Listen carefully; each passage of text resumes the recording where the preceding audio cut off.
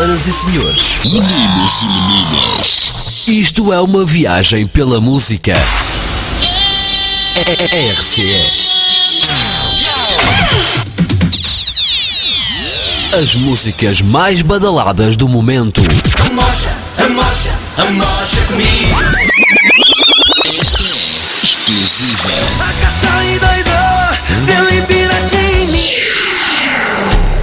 Agora vem aí a música. Tens alguma batida para mim? 5, 4, 3, 2, 1, 0. O programa vai começar. RCE. O conteúdo de qualquer programa apresentado na Rádio Clube Imigrante é da inteira e exclusiva responsabilidade do seu autor ou locutor. Olá, viva, muito boa noite, bem-vindos a mais um Política Politiquices, como é de hábito, todas as quinta-feiras a partir das 20 horas e 30 minutos aqui na Suíça, menos uma hora em Portugal. E claro, cá estamos hoje com os habituais intervenientes aqui nesta emissão. José Macedo Barros, assim, é que é ele que já está aqui nos estúdios, também a Maria, que como sempre está aqui na produção, e portanto estamos aqui, todos aqui à volta da mesa já para então dar início a mais este Política e Politiquices, hoje dia 23 de abril de 2015. Muito boa noite, José Barros. Muito boa noite a si, Paulo, e também à produção, bem como aos nossos ouvintes. Boa Pois noite. Meus amigos, lá está, boa noite a todos, mais uma vez, e vamos então dar início, como dizia eu, a esta emissão de hoje, onde vamos falar então no primeiro tema, o primeiro tema que vem no decorrer do anterior programa, que foi então o tal Congresso da Cidadania, e vamos então hoje, o José Barros, que nos vai aqui falar da sua comunicação que teve no Congresso, não é assim? Exatamente. Portanto, como já também acho que tínhamos abordado essa questão, as pessoas que devessem apresentar comunicação tinham cerca de 10 minutos para, resumidamente, explicar aos presentes em que consistia a sua proposta de melhoramento da situação política do país. Depois havia aqui, digamos, vários painéis, isto é, temas, cada um escolhia o tema que queria tratar. O meu tema tinha a ver com o painel relativo às alterações de sistema, no sentido de conseguirmos alterar o estado político do país e fazermos uma espécie de revolução democrática no próprio sistema.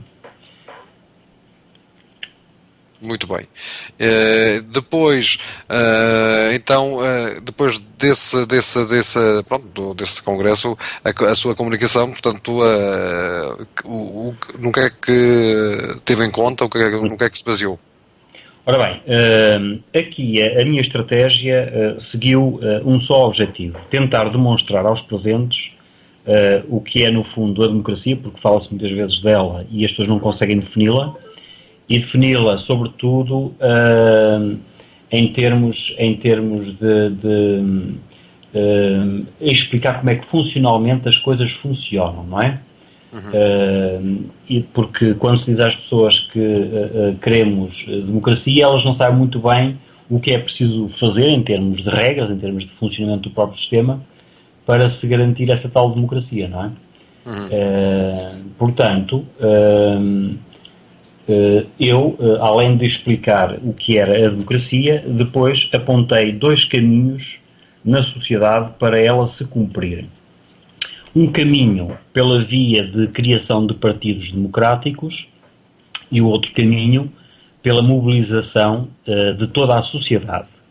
Ora, sabido que eu defendo que para haver democracia tem que haver participação de todos nos processos de decisão, isto é, sempre que alguém apresentar uma proposta, é preciso que essas propostas sejam votadas, aprovadas, para que depois se possam executar.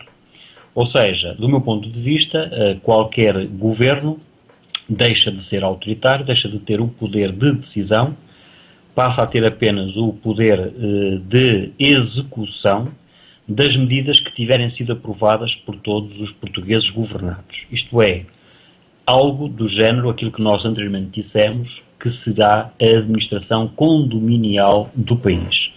Portanto, todos nós sabemos que fazemos parte de um território que tem partes comuns, portanto, públicas, e tem partes privadas, uma vez que existe o direito da propriedade privada.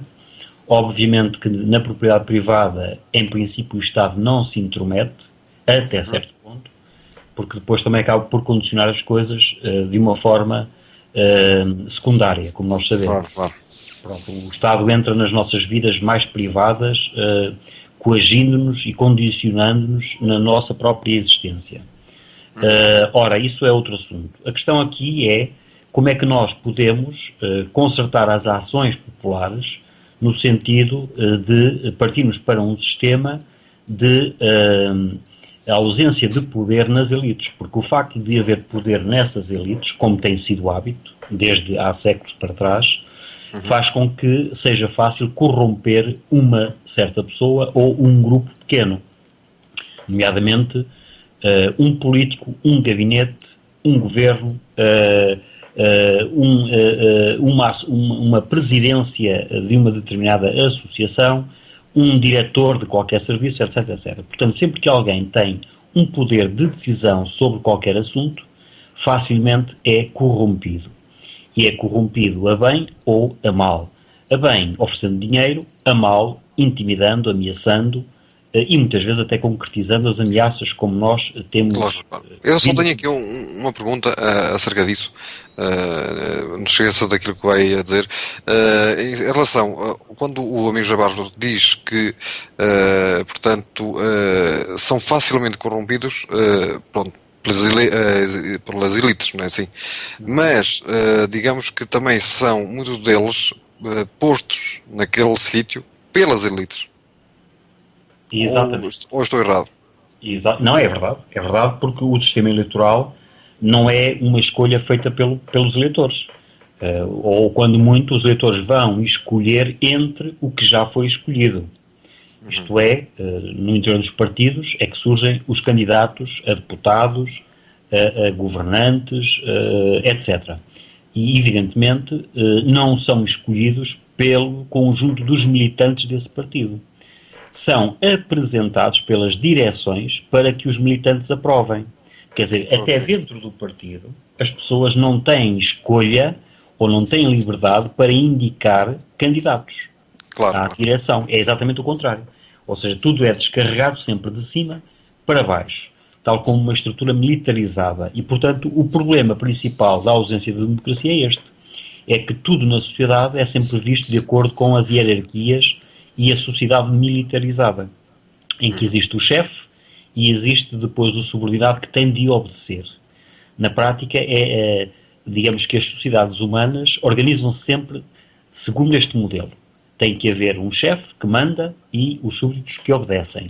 Neste caso, os militantes exatamente, tais partidos, portanto, quer dizer, será que eles não reconhecem que estão a ser, entre aspas, obrigados, portanto, a apoiar aquele candidato dentro do mesmo do partido, ou então, ou será que não? Portanto, é fácil. Ou desconhecem? Reconhecem por uma razão muito simples, até porque a participação no interior dos partidos também é muito reduzida. Se nós dissermos que, por exemplo, em média, uma conselhia de qualquer partido tenha, por exemplo, 1.500 militantes, nas reuniões aparecem 10, 20. Ora, esses 10, 20 são os que estão subornados pelo sistema. Isto é, alguns receberam empregos, receberam favores das direções. E, portanto, são estes elementos que continuamente vão elegendo o perpetuar dessas direções. Porque os restantes perceberam logo que não tinham margem de decisão, não podiam apresentar os seus candidatos e, portanto, já sabiam que tinham de ir ser obrigados a escolher o que já estava escolhido. E, portanto, a maior parte das pessoas não se presta para este tipo de hipocrisias, não é? E, portanto, dentro dos próprios partidos não há participação. Como não há dentro dos partidos, também não há na sociedade, porque as pessoas já perceberam que mesmo que queiram fazer uma escolha ou tomar uma decisão, não são ouvidos. Porque parte do princípio que a massa obedece e as elites mandam. E, portanto, é neste contexto que as ditaduras modernas funcionam. A questão aqui é saber, muitas vezes, quem é que é o maior senhor disto tudo. Se são efetivamente os governos ou se é um poder económico ou outro que nós nem sequer conhecemos, não é? Porque não privamos com eles. Evidentemente que aqueles que são escolhidos para fazerem parte de um governo são, obviamente, aqueles que vão conviver com pessoas que nós muitas vezes ignoramos. Podemos dizer que até serão, por exemplo, os banqueiros, não é? Os principais banqueiros do país, porque toda a economia, todo o país funciona com base no financiamento. Quer dizer, as pessoas já há muito tempo para trás que esqueceram de basear a economia nos resultados das vendas. Isto é, eu se fizer dinheiro posso investir, se não fizer dinheiro não posso investir. Já ninguém pensa assim. Pensa-se eu vou criar um negócio, vou pedir dinheiro ao banco e toca andar. Ou quem diz pedir dinheiro ao banco, pedir favores a um político, para isto e para aquilo, e portanto as pessoas manipulam o sistema, um sistema, digamos, hierárquico, em que quanto mais alto sobem, mais sucesso têm. Aliás, nós temos visto que os casos de corrupção ao nível dos governos é assim que funcionam. Se nós pegarmos, por exemplo, no caso de Sócrates, um primeiro-ministro lançou uma pequena empresa que se tornou num grande grupo internacional. O caso do Grupo Lena, por exemplo. Ora, isto é a prova de que, efetivamente, há pessoas que conseguem chegar mais alto. E quanto mais alto chegarem nas suas relações de amizade, mais sucesso vão ter, obviamente, nos seus projetos empresariais e outros económicos. Pronto. E, portanto, esta é que é a situação de fundo que toda a gente percebeu muito bem, que funciona e que, obviamente, tira as pessoas da participação porque já perceberam que não vale a pena participar numa coisa onde não têm escolhas, onde os candidatos já estão escolhidos, são apresentados, simplesmente, tomem lá e votem neles. As pessoas têm uma solução. Ou os aprovam, ou não aprovam, ou por isso simplesmente nem sequer vão ao ato eleitoral. Quando há aquelas desavenças nos partidos, será que muitas vezes também é por causa disso? Ou é basicamente por causa das escolhas do... Não, é basicamente por causa disso, porque depois é, digamos, a discussão de poderes. Isto é, vamos imaginar que há um candidato a quem lhe tinham prometido uma determinada eleição, não é? Porque antes de serem apresentados aos militantes, há conversas entre os interessados, não é? Claro. Que são, no fundo, os mais obedientes naquela rede de favores que trocam entre eles, não é? E não é por acaso que os candidatos não são um qualquer, são pessoas que já têm um passado de sucesso, entre aspas, traçado, não é? Já são reconhecidos no local como pessoas de prestígio, entre aspas, não é? E, portanto, porquê? Porque por causa dessa pessoa já outros se safaram e vice-versa, não é? E ele também se safou. E, portanto, é nesta rede de favores, ao mais alto nível, que são escolhidos os candidatos, porque eles conhecem os telhados de vidro uns dos outros e até podem fazer chantagem para uma determinada eleição, como quem? Ou me aprovas como candidato, ou eu vou falar. Mesmo muitas vezes, depois são todos a dizer o mesmo, são 30 candidatos ou 40, e quando só 2 é que vão ser apresentados, e os outros não vão gostar de não serem apresentados, e depois começa toda a tramóia, e toda a conspiração, e todas as denúncias, e todas aquelas agitações. Zangam-se as comadres, descobrem-se as verdades, não é? Exatamente, pronto, é isso que acontece. E isto acontece ao nível muito local dos partidos, nas conselhias, como depois existe ao nível das nacionais e existe nos ministérios, existe nas equipas governativas, não é? Então ali eu diria que é quase que um combate de hienas, em que eles o que querem é poder, querem dinheiro, querem influências e querem, digamos, a mania da importância, e quando não os satisfazem, porque é evidente que já são pessoas que conhecem muitos podres uns dos outros, e usam isso para chantagear, digamos, quem depois tem de escolher, mas quando não conseguem, porque alguém faz uma chantagem mais forte, eles acabam por depois, digamos, fazer rasteiros uns aos outros, não é? E, portanto, eu costumo dizer que as serpentes comem todas umas às outras. Claro. E, portanto, aliás, quanto mais avançamos neste sistema corrupto e podre, maior é a intriga. Não é? Por acaso, agora a política deixou de ser uma política de ideais e passou a ser uma política de intrigas. em que, porque tu foste corrupto, porque tu fizeste isto, tu fizeste aquilo e não sei o quê, e as pessoas ficam a olhar para eles parvas, porque quem? Quer dizer, aquilo que nós precisamos saber, que são os projetos de futuro para o país, soluções para os nossos problemas imediatos, nada disso sabemos. A única coisa que ficamos a saber é porque aquele fez isto, fez aquilo e não sei o quê, e é desonesto, e é pouco sério, e porque fez esta corrupção e fez aquilo. Quando isso é secundário, devemos deixar isso para a justiça. Ou seja, as pessoas, em vez de estarem a atacar-se no debate político com essas questões, deviam estar caladinhos, fazer as denúncias ao Poder Judicial para intervir e deixar o Poder Judicial à vontade para investigar. Claro, não Isso ver... é que é política. Mas a política isso não vive disso, não é? A política isso não vive de coisas sérias nem de coisas elevadas. Vive mesmo é deste jogo rasca de ataque às pernas uns dos outros, em que muitas vezes o próprio denunciante não é melhor do que o denunciado. Muitas vezes trata-se de um ajuste de contas, como quem tu não me escolheste quando eu queria e agora vais levar por tabela. Pronto, é basicamente isto que está a acontecer. Mas depois nós temos outras situações. Temos toda uma outra sociedade, a sociedade não política, que também tem alguns males. E, portanto, é nessa sequência que começou a minha apresentação. Ou seja, eu comecei por fazer uma radiografia de como é que está a sociedade. Porque as pessoas muitas vezes tendem a pensar que o problema só existe com as elites. E o resto são todos uns santinhos. Agora, a questão é que não é exatamente essa, não é? Nós temos toda uma sociedade corrompida. Por isso é que os filósofos costumam dizer que a sociedade está cheia de podres. Há uma crise de valores, falta de moral, de abandono em relação a tudo, e, portanto, estamos todos mais ou menos cúmplices daquilo que se passa nas cúpulas.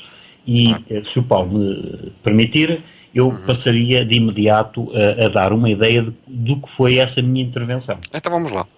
Ora bem, portanto, eu fazendo a caracterização da sociedade tal como ela é, disse isto ao Congresso, que de uma forma global as pessoas vivem apenas para o seu sucesso económico. Ou seja, cada um dos cidadãos está apenas preocupado com uma coisa, é arranjar dinheirinho para ter pão na mesa e ponto. De maneira que se encaram as relações sociais uns com os outros como uma forma de obter favores que ajudem a ter mais rendimento. Isto é, as pessoas andam sempre ao tio à procura de um empregozinho, quem é que dá um emprego, quem é que melhora o salário, quem é que arranja mais uma regalia, que é para, no fundo, resolver o seu problema imediato, que é ter uma vida mais ou menos desafogada. É claro que alguns abusam, e esses são os mais ambiciosos, os mais gananciosos, e, portanto, querem mundos e fundos, e portanto, são corrompidos com milhões de euros por cada decisão que tomam. Portanto, com base nesta necessidade que as pessoas têm de tentarem resolver a sua vidinha económica, acabam por construir redes de contactos e influência. Quer dizer, conhecem o fulano A, o B, o C, o D, e aquele é que é importante e convém ser amigo dele, e, portanto, estabelecem aqui redes de amigos, entre aspas, não é? Em que depois trocam favores entre uns e outros. Amigos por interesse. Exatamente. Ou seja, as relações de amizade são meramente por interesse. As pessoas, no fundo, gostam de fazer amizade com pessoas que entendem que são mais poderosas, que as podem ajudar em alguma coisa. E, portanto, aquele que, à partida, antes de entrar neste jogo, não era muito esperto, acaba por aprender coisas de espertice, não é? As pessoas aprendem umas com as outras a fazer tramóias para conseguir obter coisas melhores, não é? Claro. Portanto, no fundo, temos uma sociedade na tal crise de valores, ou seja, deixou de se importar com a honestidade, a seriedade, a integridade, e está mais preocupada em ser esperto para obter um ganho económico. Isto é transversal e vertical na sociedade. Acontece em todos os níveis. E não há que ocultar isto. Porque, no fundo, se nós conhecermos a realidade como ela é, também podemos depois encontrar soluções. Agora, se metermos a cabeça na areia, como a avestruz, também nunca podemos ter soluções porque desconhecemos ou queremos desconhecer a realidade. Pronto, ora bem. Depois, esta rede que as pessoas fazem na sua vida diária, a rede de contactos, de amigos, de favores e não sei o quê, é transportada para o interior dos partidos. E muitas vezes também para outras organizações que as pessoas dizem que são as sociedades secretas. Essas sociedades secretas, no fundo, já são mais específicas, porque estão organizadas para garantir o sucesso dos seus membros. E é evidente que o sucesso é sempre visto de acordo com a obtenção de ganhos económicos, de dinheiro, não é? E, portanto, normalmente quem adere a essas sociedades secretas são empresários à procura de sucesso, são pessoas que já têm alguma notoriedade porque têm um emprego considerado da alta e, portanto, querem depois progredir mais na carreira para lugares de chefia mais altos e não sei dizer mais. E, portanto, é no interior dessas sociedades que eles fazem as amizades mais importantes, aquelas que dão mais favor. Portanto, as sociedades secretas existem precisamente para selecionar os mais poderosos. E todas as pessoas andam à procura de entrar nessas sociedades, não é? Porque sabem que depois de lá entrarem têm o sucesso garantido, quer na vida política, quer na vida empresarial. Portanto, é evidente que só protesta contra a sociedade secreta quem não tem acesso a ela. Porque é evidente que para ter acesso a essas sociedades exigem uma série de coisas, nomeadamente intelectuais, de preparação e de detenção de um determinado poder. E muitas vezes o poder não é só dinheiro, o poder também pode ser ter uma boa carteira de conhecimentos. Ou seja, eu consigo influenciar A, B, C ou D. Isto também é valor. Um vendedor que tenha um bom portfólio, não é? Nem mais. Portanto, ele tem o seu portfólio. Chega lá e diz assim, eu conheço este e eles a mim ouvem-me. Pronto. Este indivíduo tem capital. Portanto, o capital não é só dinheiro. O capital também é influência. Por isso é que as coisas estão a funcionar nestes moldes. Quer dizer, há os que de facto influenciam tudo e são os que dão os favores, e há as pessoas que andam atrás deles, não é, para ter esses favores, mas não passam de subordinados. Aquilo que nós, na gíria, chamamos de caciques. Os caciques que estão dentro dos partidos, os caciques que estão em qualquer organização, e são aqueles que defendem a todo custo o chefe, não é?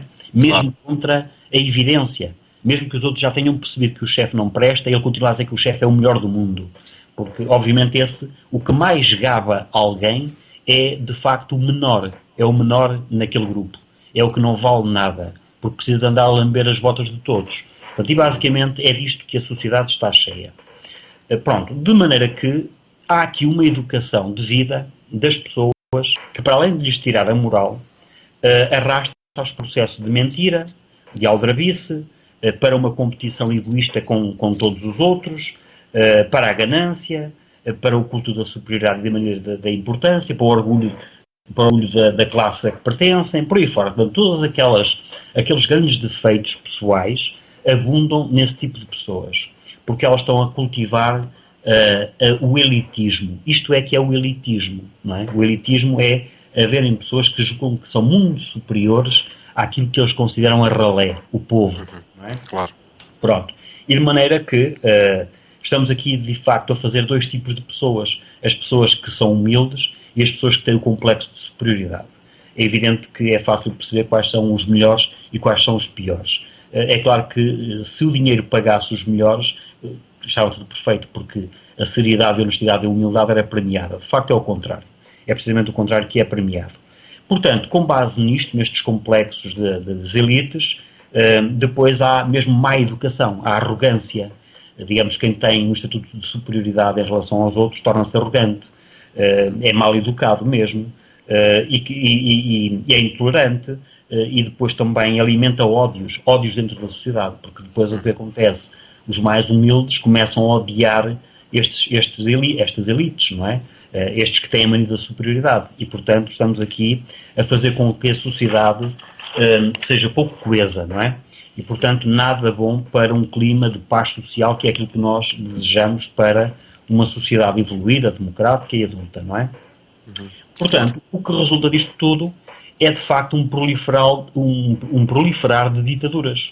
E por isso é que nós dizemos que onde há um determinado poder de decisão, há uma ditadura pessoal.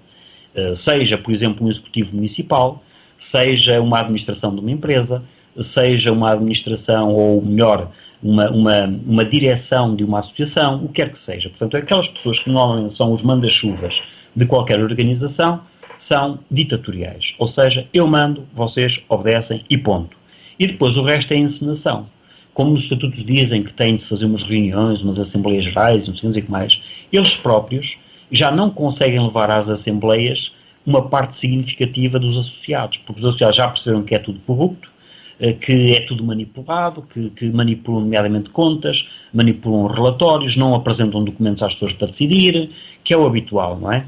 E, portanto, já só lá vão os tais caciques, os lambebotas, aqueles que estão sempre à espera de favores dessas direções e dessas organizações cimeiras.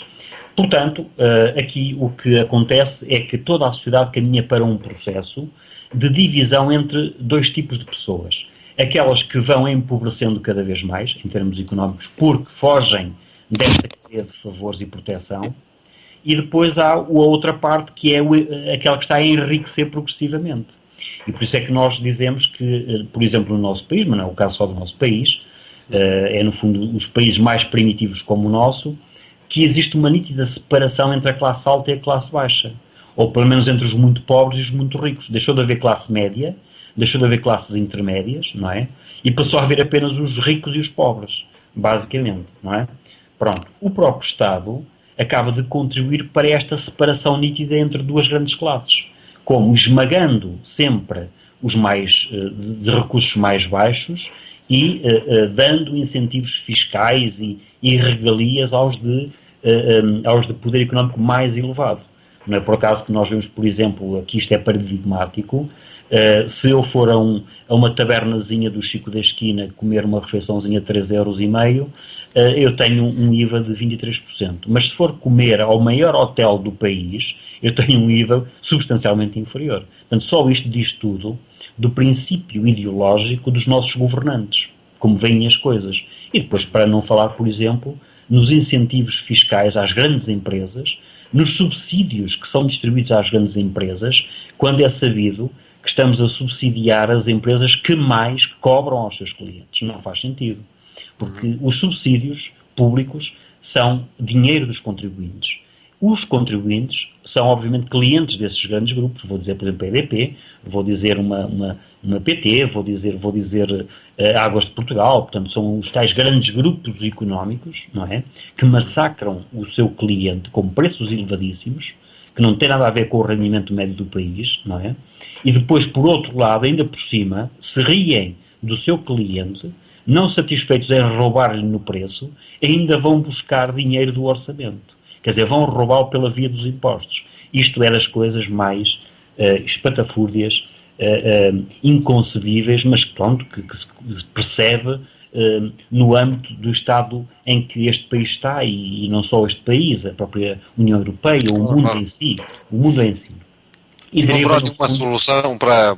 Como é que é dizer? A solução há. O problema é aplicar a solução. Exatamente, pronto. Portanto, com base neste estado de coisas, de haver aqui a separação entre duas classes, obviamente, que é quase que uma pescadinha de rabo na boca, não é? Porque o poder económico gera poder económico. E, portanto, acontece que, efetivamente, a classe mais baixa, a classe pobre, vai ficando cada vez mais pobre e até tem uma vida insustentável. Neste momento as pessoas confrontam-se com falta de perspectivas para o futuro. Não sabem que futuro vão dar aos seus filhos, não sabem sequer se querem migrar, pode ser mantida, não é? Face até, por exemplo, ao fenómeno do desemprego.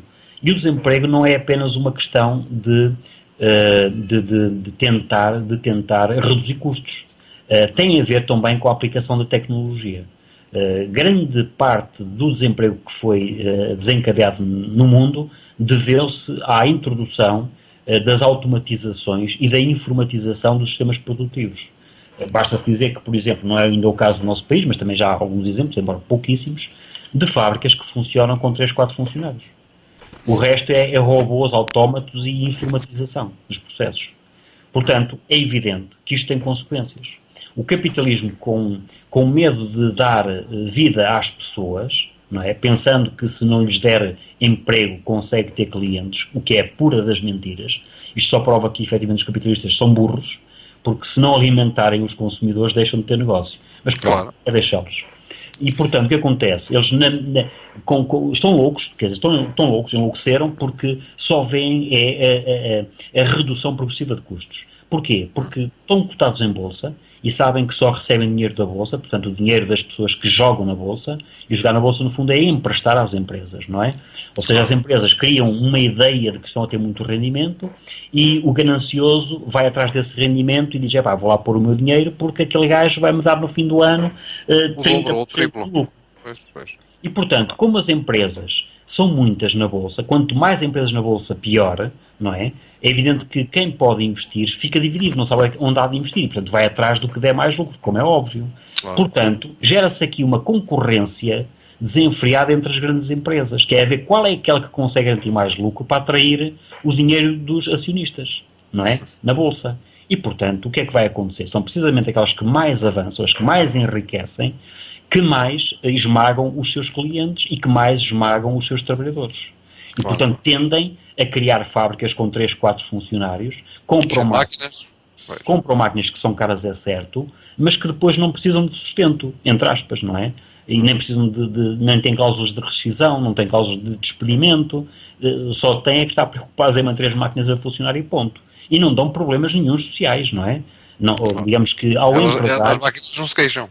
Exatamente, não se queixam. Podem partir-se, avariar, mas isso há sempre alguém que repare e isso Claro. não causa problema, não causa conflito. E é isso que eles não querem. Eles querem é poder trilhar o seu caminho sem contestação de ninguém. Agora, o que é facto é que não têm uma contestação imediata dentro das empresas, mas vão ter uma contestação muito mais grave nas ruas. Porque isto, tal como está a ser idealizado, vai ser catastrófico.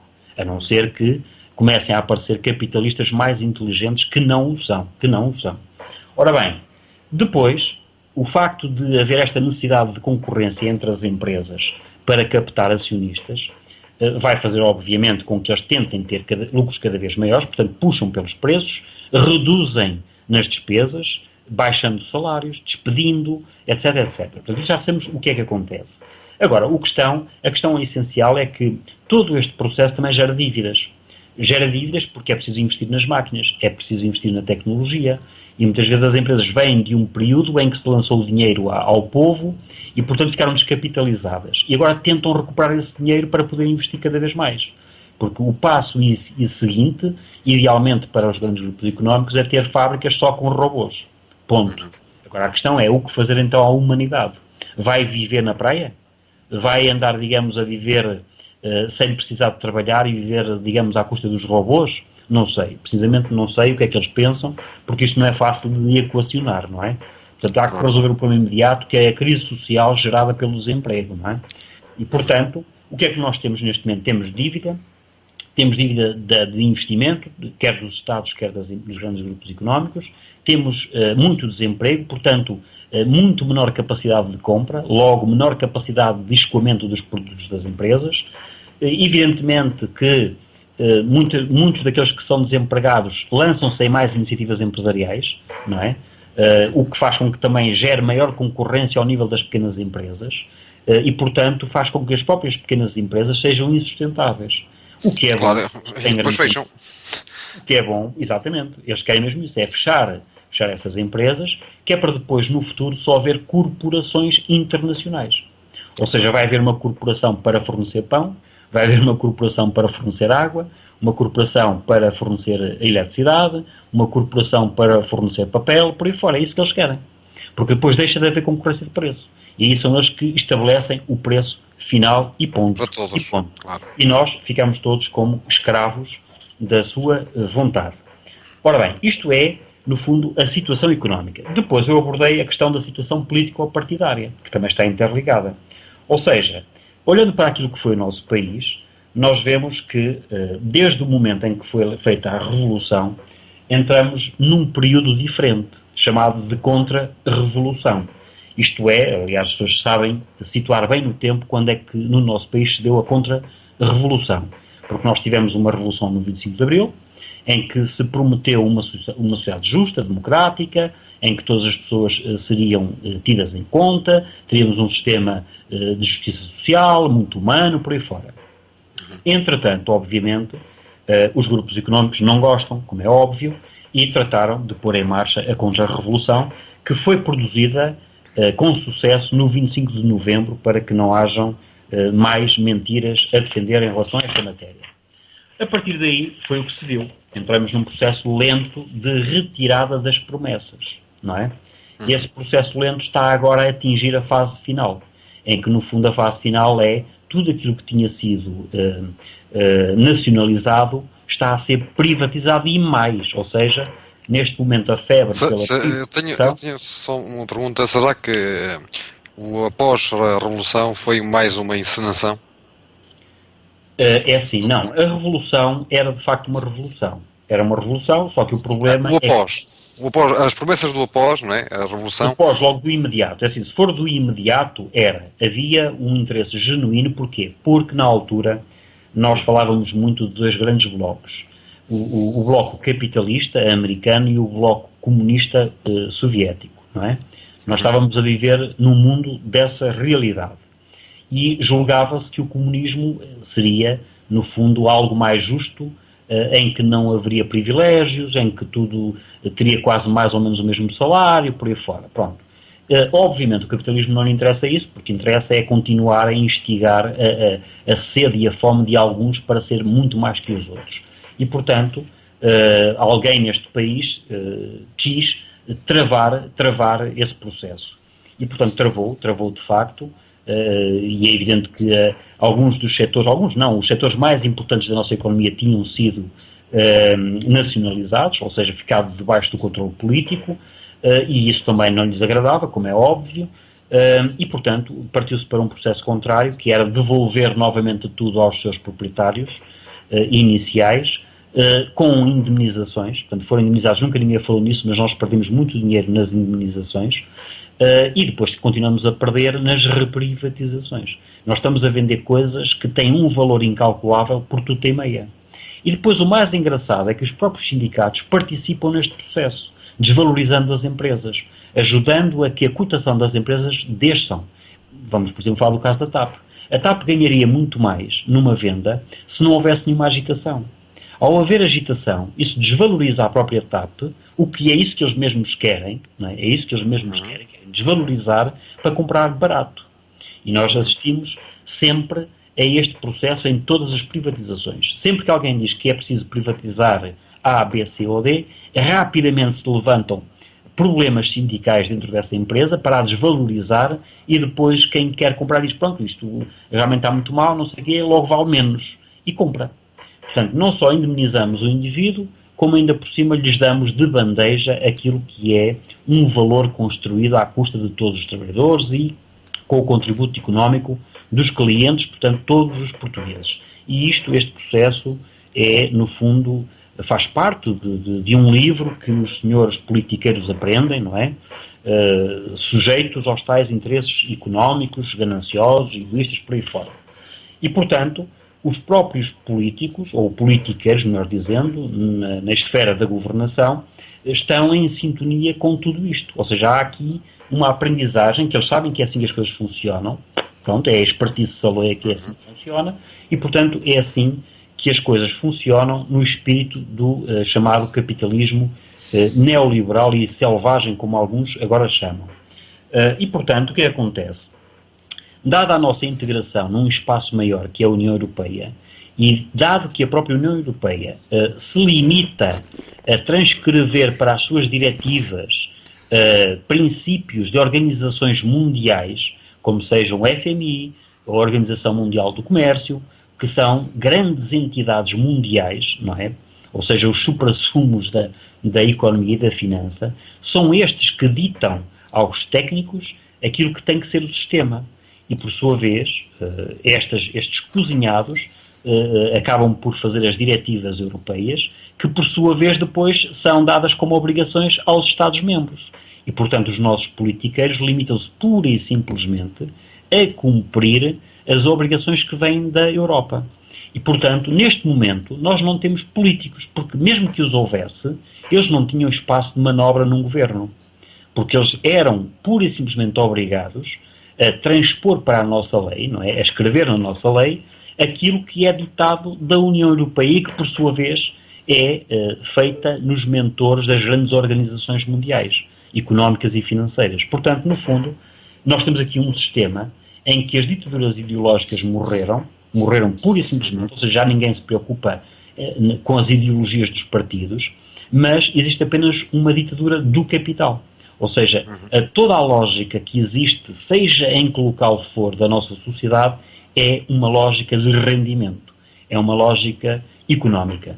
E, portanto, estamos pura e simplesmente reduzidos a uma cadeia de hierarquias em que, neste momento, os nossos politiqueiros já não mandam rigorosamente nada. Andam apenas a fazer de conta que mandam para justificar os votos, não é? Porque são as pessoas que se percebessem logo e se admitissem que os politiqueiros não mandam nada, nem sequer iam votar. É? Mas eu acrescento ainda, os votos, atenção, para justificar os votos, eles vão justificando os votos da seguinte maneira, que durante o mandato, eu tenho reparado em certos municípios, por exemplo, que fazem os tais jantares para os mais idosos, e por fora. Isso chama-se uma caça ao voto e também justificar o voto, porque uma vez que as promessas não se cumprem, portanto, durante o mandato, tem que se fazer com que se acalmem os ânimos. Ora, lá está, há sempre aquelas festas para a esquerda, para a direita. Eu até costumo dizer que nós podíamos tirar uma vantagem deste sistema, que era impor mandatos de um ano só, porque nos anos eleitorais nós somos muito beneficiados, não é? Portanto, no primeiro ano, sobretudo, se todos os governos tivessem um mandato apenas de um ano, nós estávamos garantidos. Era a única forma de dar a volta ao contexto, porque eles andavam sempre em promessa eleitoral, portanto era um pagode, não é? Claro, pronto. Só que o que mais coisa ainda é o próprio povo que não compreender isso, porque muitos compreendem, mas uma vez que o próprio povo, e o José falou bem, é que muitas vezes até parece que não quer compreender aquilo que está a passar, porque assim prometem, há tanta crise, que com estas festinhas todas, estes jantares todos e almoços e não sei o quê, há tanta pessoa a passar fome em casa que lá está, eles sabem como é que vão manipular o povo. Ora, dando-lhes de vez em quando comida, e eles agradecem, porque há muito tempo que já não comem um bocadinho de leitão. Ora, vão àquele jantar onde podem comer leitão, pronto, o Sr. Presidente da Câmara ou o Sr. Presidente já é o melhor do mundo. Portanto, um passeio a Fátima, um passeio aqui, um passeio ali, é isso. Pronto, é isso. Portanto, vai buscar os votos àqueles que são mais fáceis de contentar, não é? Claro. Basicamente é isso. Portanto, o politiqueiro é um chico esperto, não é? E, portanto, sabe muito bem mover-se nestas questões. Agora, resumindo, é evidente que esta promiscuidade entre poder económico, ou uma dependência, melhor dizendo, uma dependência do poder económico mundial, faz com que, no fundo, a missão do Estado esteja corrompida. Quer dizer, deixou de haver um Estado preocupado com o bem comum, e passou a haver apenas um Estado delegado do poder económico mundial. E, portanto, a privatização dos serviços públicos está em marcha. Não é? Quer-se ensaiar privatizações em todo lado, nos hospitais, nas escolas, nos serviços públicos, em todo lado se quer ensaiar. Como é que se ensaia? Através do lançamento de taxas. Nós temos reparado que a pouco e pouco vão lançando taxas novas, que eles dizem taxas de moderação ou taxas de utilização. Isso é verdade. Por aí fora. Pronto. Isto é uma forma de preparar. Vai-se preparando, vai-se viciando as pessoas, ou seja, elas vão aprendendo a ter esse encargo. E depois, a pouco e pouco, surge uma empresa, um hospital privado, uma escola privada, estacionamentos privados, por aí fora. Pronto, digamos, é o esquema. Habitua-se primeiro o povinho e depois ele está habituadinho a pagar e não bufar, já é fácil dizer que afinal agora o hospital é privado, e que a escola é privada e que tudo é privado, e que até estacionar o carro é o espaço privado. Ora, isto é das coisas mais inconcebíveis que eu tenho visto no esquema atual, que me deixa completamente arrepiado e mais. Faz-me confusão como é que as pessoas não percebem estas coisas inconcebíveis. Ou pelo menos não fazem nada para mudar o sistema tal como ele está a ser desenhado. E, portanto, o que acontece é que, de facto, a maior parte das pessoas, pura e simplesmente, afasta-se da política, não é? E, portanto, temos aí um grande partido, que é o Partido da Abstenção, que é representado pela maior parte das pessoas que abriram os olhos completamente, que têm um ódio figadal pelos politiqueiros todos, que, inclusivamente, há pessoas que, se pudessem, matavam-nos, degolavam-nos na via pública e por aí fora. E, aliás, por aquilo que é o meu sentir, vejo que há, inclusivamente, pessoas que tentam organizar-se em movimentos de conspiração que originaram, por exemplo, as decapitações e os tiros na praça pública que aconteceu, por exemplo, com a instalação da Primeira República em Portugal. É bom que as pessoas não se esqueçam disso. Não sei se alguém ainda se lembra da célebre carroça que andou a passear pelas ruas de Lisboa a matar as elites de Lisboa. Portanto, é preciso que olhem para o passado para que não se volte a repetir coisas lamentáveis. Ora bem, posto isto, é este o estado do país, eu passei para as soluções. Primeiro, dando uma ideia do que é a democracia. Ora bem, o que é a democracia? Só um momento, já me aceito. Só um momento, vamos fazer aqui uma pequena pausa. E depois vamos continuar então a conversa. Vamos só beber um golinho de água para depois continuarmos. Vamos então à música. Peço à produção para passar uma musiquinha e voltamos já a seguir neste Política e Politiquices. Churrasqueira do Linhó. Comércio de produtos portugueses e onde você encontra os melhores churrascos de Geneve e sua região. Churrasqueira de Linhó, uma casa portuguesa com certeza. Ligue já para o número 022 796 1930 e faça a sua encomenda. Ou então visite-nos no Centro Comercial do Lyon, em Geneve.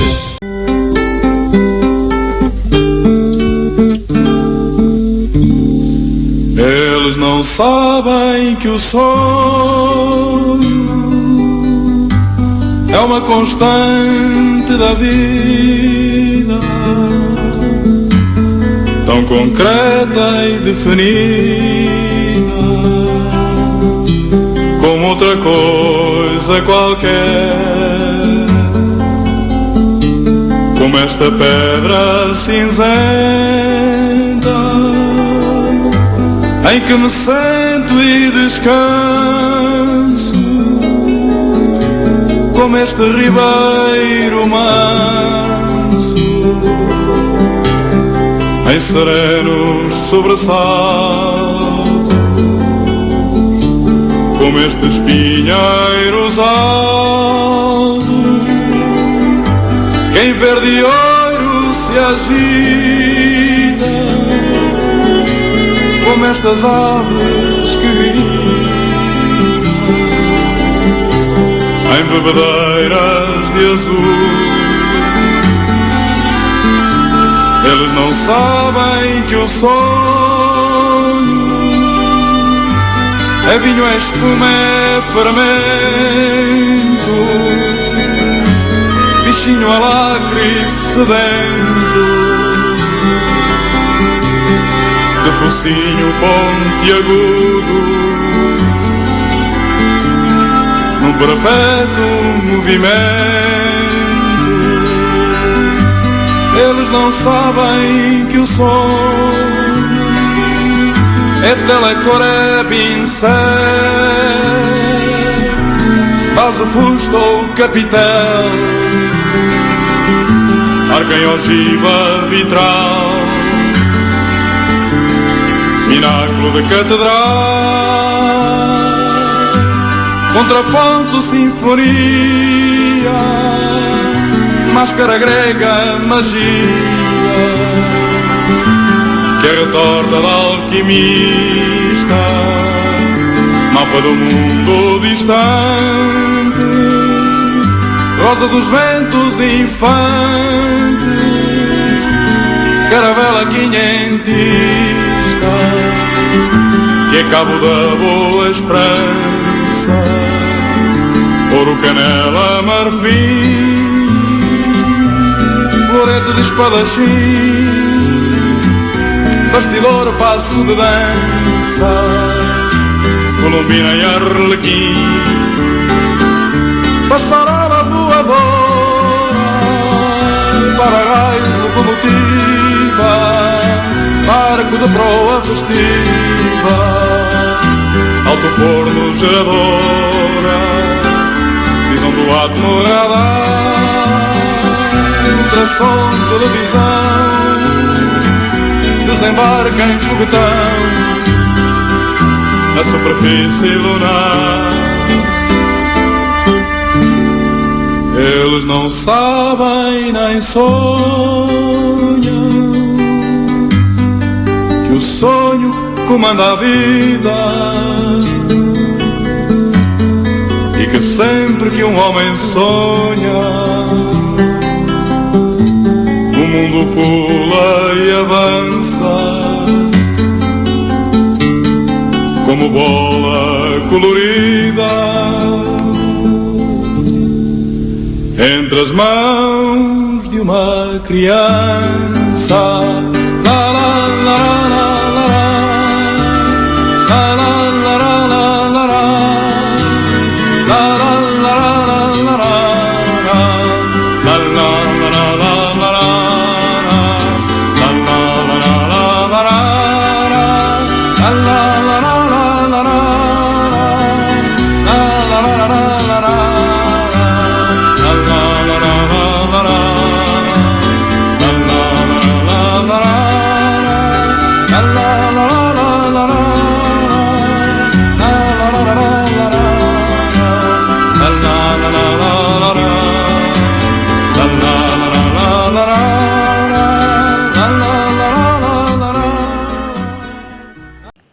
Pois é, meus amigos, e de regresso então a esta emissão Política e Politiquices. Estava o nosso amigo José Barros a falar então do comunicado que teve então nesse Congresso da Cidadania, onde ele agora vai apresentar então as tais soluções, não é assim, José? Exatamente, pronto. Eu, antes de passar às soluções propriamente ditas, quero só que as pessoas percebam como é que é possível executar essas mesmas soluções ao abrigo do conceito de democracia. Portanto, obviamente, para termos democracia, não tem nada a ver com isto que nós temos, porque o que nós temos, obviamente, é alternâncias de ditaduras de grupos, portanto, grupos que se substituem no poder e que sabem onde é que devem entrar em guerra uns com os outros para obter esse poder, não é? É assim que as coisas têm funcionado, e depois de conquistarem o poder, passam a mandar e ponto. Ora, para evitarmos isto, nós temos que pensar que o poder de decisão tem de ser entregue a todos. Isto é, todos têm de participar nas decisões políticas para o futuro, não só do país, mas também depois das próprias organizações. Quer sejam os partidos, quer sejam as associações, quer sejam os movimentos cívicos, as empresas, por aí fora.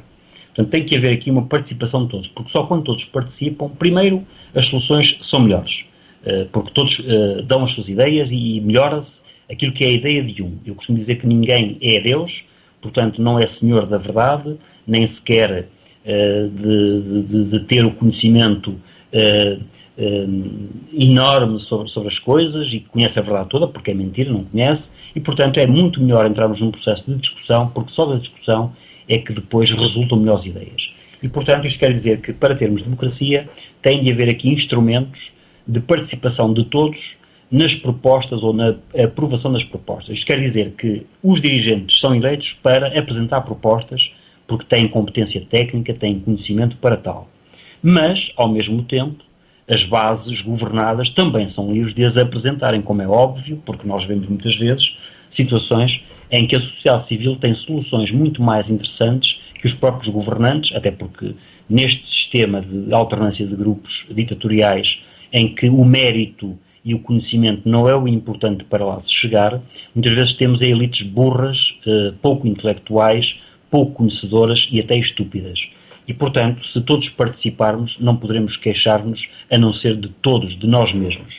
E, portanto, é segundo esse regime de administração do condomínio que é o nosso país, que todos os condóminos, ou seja, os cidadãos, devem participar. E há inúmeras ferramentas a funcionar muito bem e que permitem isso. Aliás, até os próprios portais do governo já estão preparados para admitir a participação dos cidadãos ou dos contribuintes. O portal das finanças, por exemplo, já admite essa funcionalidade se quiserem.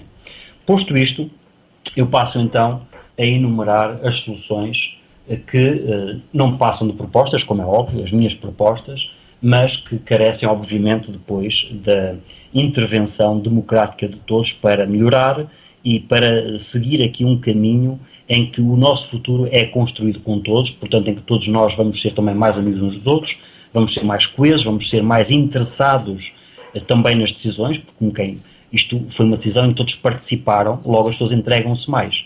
E evitamos esta desmotivação reinante, e evitamos também que as pessoas andem de costas voltadas umas para as outras, evitamos que até as pessoas andem a fugir àquilo que se ordena, por aí fora.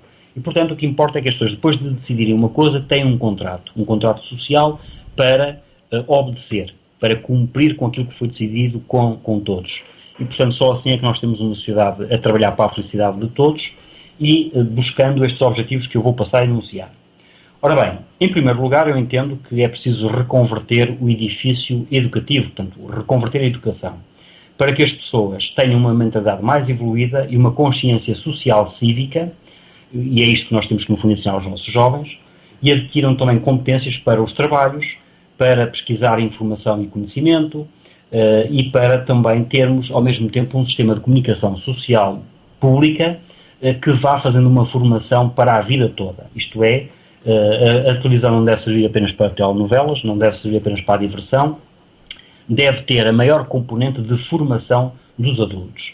Através da comunicação social deviam chegar, por exemplo, questões relativas àquilo que os governos vão fazendo, relativas às propostas políticas, relativas, por exemplo, ao que vai saindo no Diário da República, relativas, por exemplo, a informações sobre como nos dirigirmos aos serviços públicos em função de determinado tipo de problemas. Devia também ter, por exemplo, uma orientação familiar para a educação de filhos, por aí fora. Isto sim é que é serviço público e que tem de trabalhar em paralelo com uma formação de base no sistema educativo, que não deve estar preocupada. As escolas não devem estar preocupadas em encher chouriços, como costumo dizer, mas sim devem estar preocupadas com que as pessoas saibam ir buscar a informação, porque ela está escrita, não é? Está nos livros, está na internet. É preciso que as pessoas saibam ir buscar a informação quando ela é precisa e, fundamental nas escolas, é que as pessoas consigam racionalizar as coisas, aprendam a pensar, aprendam a trabalhar, aprendam a organizar a informação, a escrever, a comunicar aos outros. Isto sim é que são as competências que as escolas deviam formar e não formam por enquanto. Por outro lado, é preciso que se instaure um sistema democrático, isto é, que a vontade política seja participada por todos os cidadãos, como eu já tinha dito, e só assim é que nós conseguimos evitar a corrupção, conseguimos impedir que o corruptor saiba a quem deve dirigir-se para corromper. Porque quando o corruptor souber que tem de corromper todos os portugueses, acabou a corrupção. Ele não vai ter de pagar a todos os portugueses, como é óbvio, sairia muito mais caro do que a vantagem que ele tem com essa corrupção. Portanto, se querem realmente acabar com a corrupção, deixem-se de histórias e historietas e de denúncias e denuncietas e vão ao essencial. Dispersem o poder e, portanto, deixa de haver corruptor que consiga ter tempo suficiente para dar a corromper toda a gente. Por outro lado, antes de avançarmos para um sistema democrático, é evidente que temos de ter partidos democráticos. Como? Impedindo os dirigentes de mandar. Isto é, os dirigentes também, segundo o tal princípio da administração do condomínio, propõem coisas aos militantes, os militantes, concordarem muito bem, aprovam em maiorias absolutas e a partir daí sim é que se pode depois executar o que quer que seja, tal como na administração de um condomínio. Portanto, só assim é que temos democraticidade interna nos partidos. Por outro lado, nós temos que fazer com que as associações cívicas, sindicais, profissionais estejam presentes nos sítios do parlamentarismo, nos parlamentos. Não faz sentido nenhum termos só alguns doutos a parlamentar. Nós temos que ter toda a sociedade civil organizada a parlamentar, a dizer de si o que é que quer. E, portanto, só assim é que nós temos parlamentos democráticos. Por outro lado, nós temos que regular as elites dirigentes, isto é, não podemos deixá-las à solta, nós temos que responsabilizá-las. E o primeiro ato de responsabilidade que se deve, por exemplo, ou que se pede a um governo, é, a partir do momento em que ele se desvia do seu programa eleitoral, tem de ser demitido. E nós temos, inclusive, já um candidato à presidência da República que diz querer fazer isso. Ele diz, perentoriamente, que demitirá todo e qualquer governo que não cumpra com as promessas eleitorais. Isto sim é que é seriedade, é honestidade e é maturidade que os nossos politiqueiros não têm, porque não passam de crianças mimadas. A partir daqui, nós temos que dar também voz à ação popular. Já existem dispositivos legais, e que se chama ação popular, em que as pessoas podem organizar-se, fazer petições e obrigar o próprio poder legislativo a orientar em algumas decisões. Nós temos é que, no fundo, fortalecer esta instituição da ação popular, fazer com que as pessoas sejam soberanas ao ponto de, inclusivamente, quando entenderem que um governo não está a ser correto, interpõem uma ação cautelar contra esse governo para ser demitido. Portanto, são os contribuintes que devem ter o controle sobre as elites. Se elas não cumprirem com a missão que nós exigimos que eles façam ao nosso serviço, porque somos nós que lhes pagamos tudo, nós devemos ter o poder para os demitir e interpor ações cautelares para que os tribunais intercedam e demitam esses governos. Por outro lado, nós temos que ter aqui algo que é muito próprio, nós temos uma cultura muito própria, temos uma capacidade de inovação e criatividade muito grande. E essas pessoas andam todas separadas, andam tresmalhadas. Muitos vão para o estrangeiro vender as suas ideias e, portanto, o país perde massa crítica para inovação. O que eu sugiro é que se crie um grande instituto dentro do Estado de criatividade que albergue toda essa gente. Todos os valores que são detectados na sociedade, nas escolas, nas universidades, onde quer que seja, nas empresas, os tais inventores devem ser chamados, nas suas várias áreas, ao Estado para um grande instituto de criatividade ocupados a resolver os nossos problemas. Outra questão é a questão das remunerações salariais. Se nós queremos ter justiça social, temos que ter tabelas salariais adequadas não à importância das pessoas, nem à importância dos cargos, mas sim ao esforço energético das profissões. Ou seja, temos que pagar às pessoas pelo seu trabalho efetivo. O trabalho é energia, não é? As pessoas que se cansam mais num trabalho têm que ser mais bem pagas por isso. Por outro lado, depois tem que haver aqui correções. Essas correções têm a ver com a importância daquilo que ele faz para a sociedade. Nós sabemos que há profissões que não são tão importantes como outras para a sociedade, nem para a vida, não é? Há profissões das quais depende a nossa vida, a continuidade da nossa vida, e, portanto, tem mais importância. Logo, temos que valorizar a remuneração para as profissões que são mais importantes para a sociedade. O que acontece aqui na Suíça, por exemplo. Exatamente. Pronto, só isso, sim, é que motiva as pessoas, porque elas sentem-se justamente bem pagas e agraciadas por aquilo que fazem. E depois nós sabemos que a qualidade é importante. Ou seja, a forma como cada um de nós presta o seu trabalho tem que ser valorizada. Tem de refletir-se na sua remuneração. Que é para impedirmos que todos, sejam maus ou bons, ganhem o mesmo, que é o que se passa atualmente no nosso país. Quer dizer, o mau enfermeiro ganha tanto como o bom ou o excelente enfermeiro. O enfermeiro que vira as costas ao doente ganha tanto como o enfermeiro que anda de volta do doente como se o doente fosse seu familiar ou seu filho.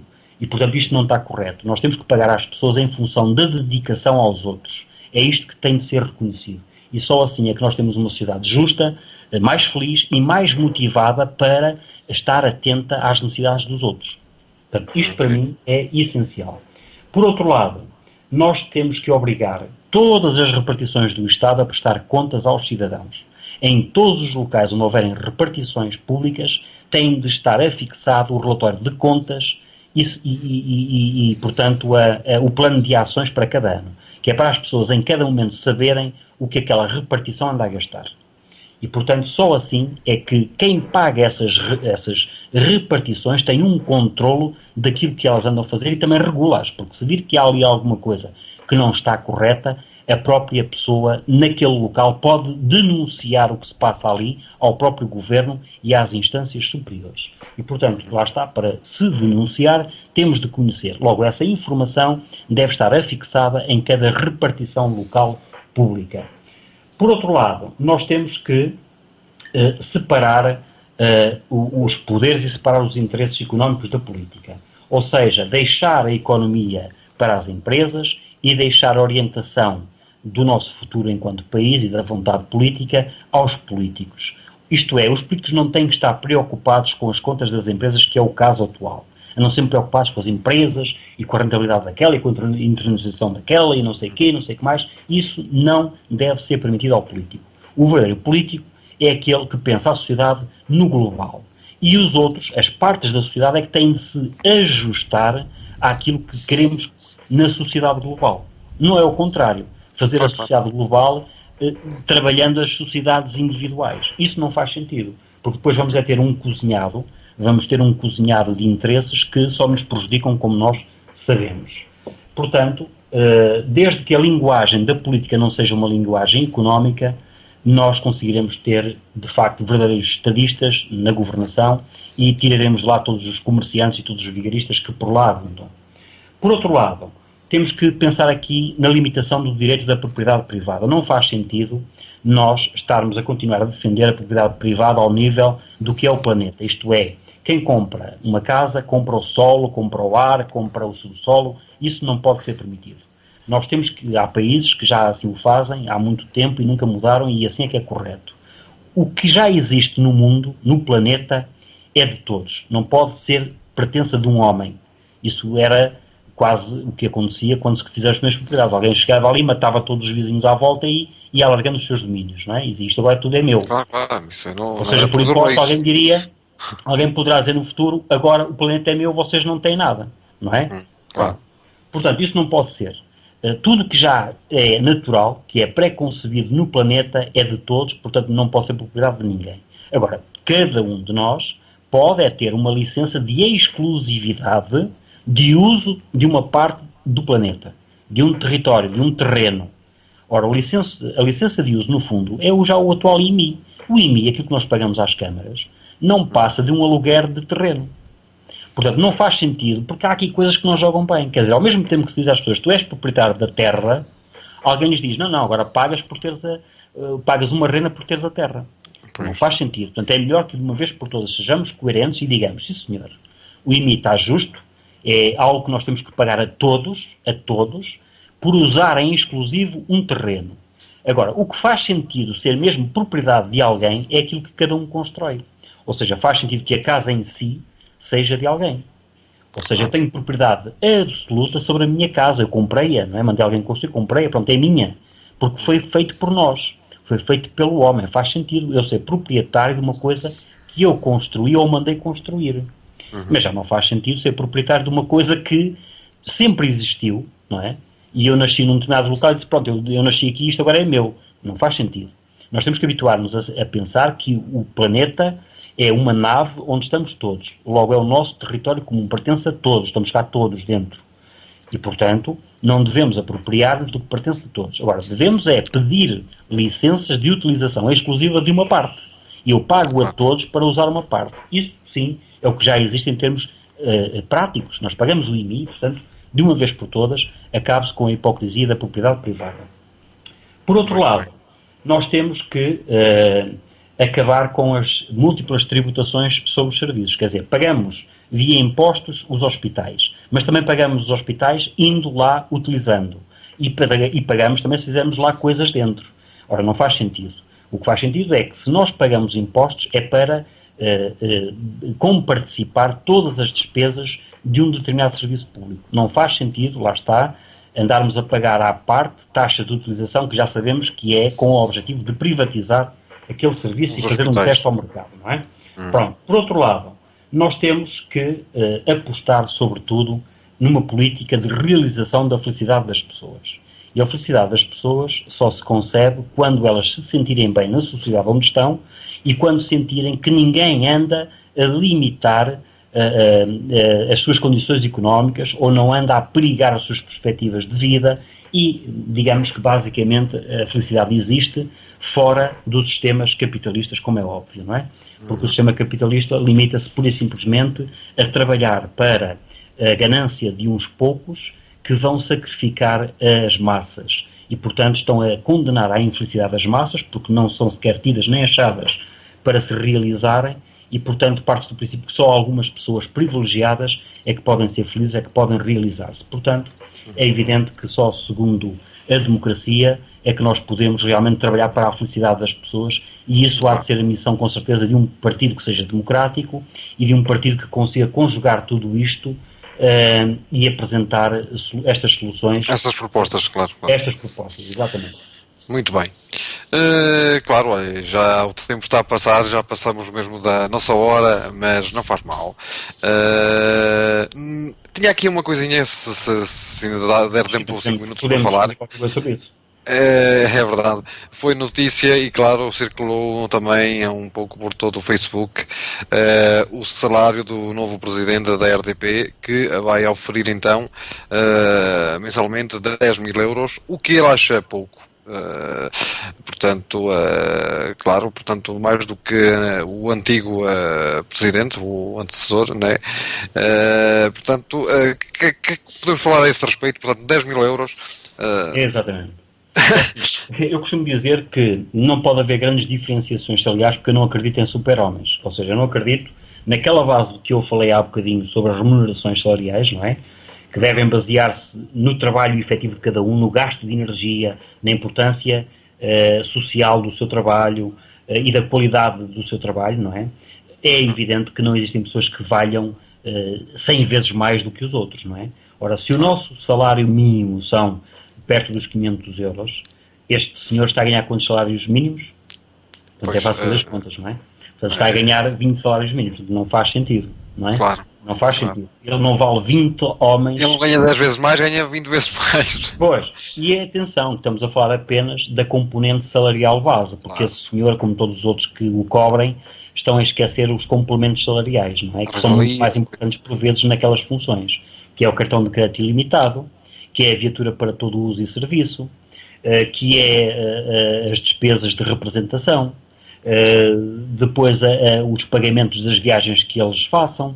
Muitas vezes fazem viagens de turismo e são pagos ao quilómetro e eles próprios andam de propósito nas viaturas para receber por isso, etc, etc. Portanto, todas estas componentes... E a reforma, e uma boa reforma depois. Exatamente, e depois há as questões também de reformas completamente descabidas, porque nem sequer são equacionadas com formas dos outros todos, não é?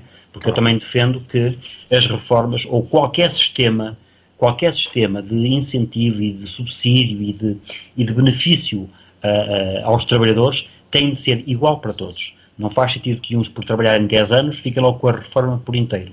Como não faz sentido, por exemplo, a contabilização da reforma na classe política e da reforma, por exemplo, do trabalhador varredor de rua das câmaras municipais. Não faz sentido. Portanto, isso obviamente só tem cabimento em sociedades ditatoriais, corrompidas, em que no fundo há meia dúzia de chicos espertos a viver à custa de todos os outros.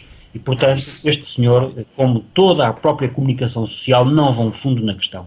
Limitam-se só a lançar a ideia, pronto, ele está a queixar-se de ir ganhar 10 mil euros, só que efetivamente quem me dera a mim ganhar 5 mil, porque se eu ganhar 5 mil, sentiria muito mais feliz do que esse senhor. Agora, esta gente, como é gananciosa, naquilo que diz, manda logo pela boca fora a podridão que têm no seu interior, não é? E portanto queixam-se de receberem fortunas, porque para mim até é mais mal pago o dinheiro que se dá a essa gente do que o dinheiro que nós damos a pessoas esforçadíssimas e que têm às vezes missões de ajuda ao seu semelhante, não é? E que muitas vezes até nem ganham nada com isso. É verdade, isso é verdade. Por isso, lá está, num país onde a crise, não é, entre aspas, está no ar, ainda há pessoas que, que conseguem ganhar estes salários que nem aqui na Suíça, muitos deles e são presidentes e não sei o quê, e não ganham. Aqui na Suíça é mais equilibrado a termos de são pessoas mais evoluídas, são pessoas mais aquele que trabalha no duro praticamente é capaz de ganhar mais que aquele que trabalha no escritório. Aliás, nós vemos muito bem a diferenciação salarial que existe num país nórdico da Europa, onde a ideologia social-democrata triunfou, não é? Quer dizer, sim, e também há mais igualdade. O máximo não é assim tão absurdo. Sim, José Barros, e também há mais uma igualdade no que diz respeito, e falamos nisso, é que, portanto, aquela pessoa que trabalha nas obras, que é um trabalho muito mais duro, que tem que passar os dias ao sol, ao frio, e que chega aos 50 anos, já está ali, coitado, que, já está liquidado, desgastado, porque foi um trabalho muito físico, muito, não é? E de certeza que esse aí, sim, merece um salário melhor do que aquele que está a dar cabo do seu próprio corpo, não é? Claro. E daquilo que está de vida. Não tirando mérito daquelas pessoas que trabalham depois também no escritório, não sei o quê, mas é diferente. Portanto, isso é que eu digo, a base para... Ou então tenta-se igualdade, tenta-se fazer uma igualdade, então se aquele ganhar assim, então aquele também deve ganhar. E não dizer assim, não é por aquela pessoa andar com uma pá e com uma pica que se deve dizer, não, isso era o tempo da escravidão. E acho que isso já foi ultrapassado, portanto acho que tem de ser, porque nós infelizmente estamos a retornar um bocadinho aos tempos primitivos. É isso mesmo. Estamos a desenterrar coisas que julgávamos já se devia pensar. Claro, não? Claro. Portanto, isso é mau sinal, de facto, é mau sinal. Nós estamos a querer regressar ao primitivismo da condição humana e isso aflige-me. Portanto, por isso é que também compete-nos a nós tentar fazer alguma coisa para inverter esta tendência, não é? Mas eu julgo que a sociedade vive um bocado disto, é de abanões, vive de abanões. É isso mesmo. Bom, amigos jabarros, portanto, vamos dar por terminado esta emissão de hoje. Continuaremos com mais, tínhamos aqui muitas mais coisas para dizer. Também tínhamos aqui o nosso amigo Quelhas, ele que também gostaria de intervir, mas claro, é um programa de 1 hora e claro, o tempo passa a correr e hoje tínhamos este nosso objetivo, que era falar do comunicado que o amigo Jabarros, portanto, fez no Congresso da Cidadania. Portanto, pedimos desculpas aqui ao nosso amigo Quelhas, que não foi possível falar mais, porque hoje tinha que ser dito o que estava programado. Noutra ocasião, assim, ele poderá mesmo intervir, se quiser, assim, o quiser, através do Skype. Por isso, um abraço também para ele, que ele nos enviou um abraço para mim e para si, Jabarros, e também para a Maria. Portanto, muito boa noite, Quelhas. E assim, damos então por terminado este programa. Claro, não esquecer que fim de semana vamos ter o 25 de Abril, onde o Jabarros também vai ter um dia muito ocupado. Claro, 25 de Abril, a Revolução. Estou certo que o Jabarros também vai ter um dia daqueles que, claro, onde vai, digamos, estar mais ao contacto das pessoas. Reuniões, sim. Reuniões e por aí fora. Portanto, e nós aqui também vamos ter um especial 25 de Abril. O Repórter X vai ser feito então também por mim e, portanto, apresentar esse dia, comemorar esse dia aqui na Rádio Clube Imigrante. Pronto. Foi assim então este programa. Jabarros, uma mensagem para os nossos ouvintes? Agradecer a todos pela atenção que nos dispensaram e, obviamente, agradecer a toda a equipa que permitiu pôr no ar novamente este nosso programa, que será com certeza cada vez mais do grado de todos.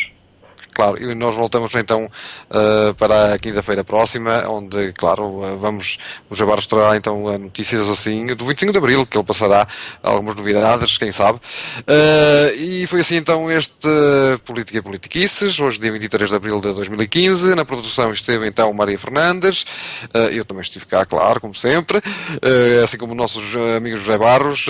Uma boa noite a todos vocês, muito obrigado por estarem na sintonia da Rádio Clube Imigrante, e não se esqueça que é assim todas as quintas-feiras aqui com o Política e Politiquices. Da minha parte é tudo, passem uma ótima noite, uma ótima tarde, e então até à próxima e fiquem bem, fiquem na nossa companhia.